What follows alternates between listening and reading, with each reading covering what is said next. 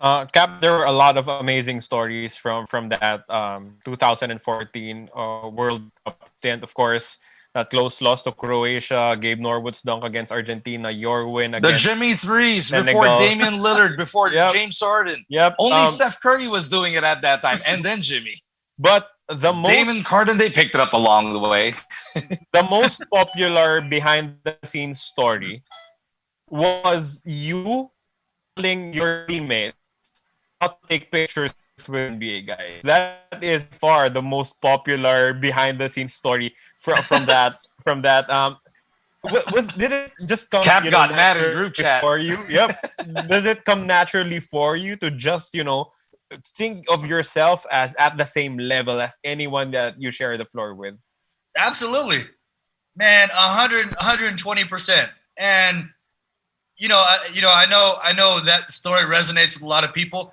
But here was my reasoning behind it.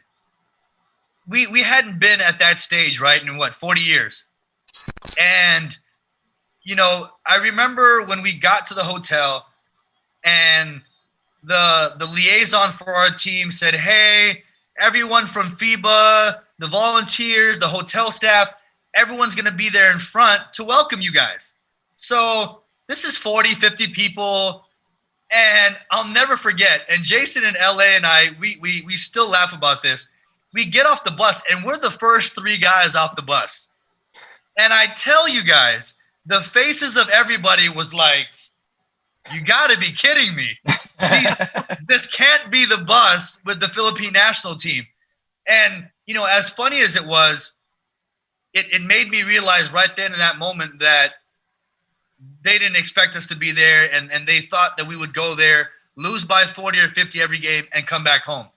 And, and I think because we had such strong chemistry and camaraderie with our group, I wanted everybody to understand, because it was that story happened after our last practice, because Greece was practicing after us, and I forget who was practicing before us, but I know the guys were like, "Oh man, we're gonna get pictures after." And the reason why I told the guys, like, "Hey, no pictures until after the game or after the tournament," because I wanted the guys to respect us. That's something that my dad taught me when I was a kid. You treat people the best you can, and you respect people so that they respect you. And I really felt like we weren't getting any respect up until that first game against Croatia. And after that, everything changed. And everybody knew that we deserved to be there. We were good enough to be there. And then if you don't come to play, we could beat you. Cool. Exactly. That's exactly, from my perspective, just observing them when we were there. Nobody cared about Filipinos until after the first game. After the first game, they were, "Oh, these guys are here to play. They're not just here to take pictures and get souvenirs. You guys were there to play."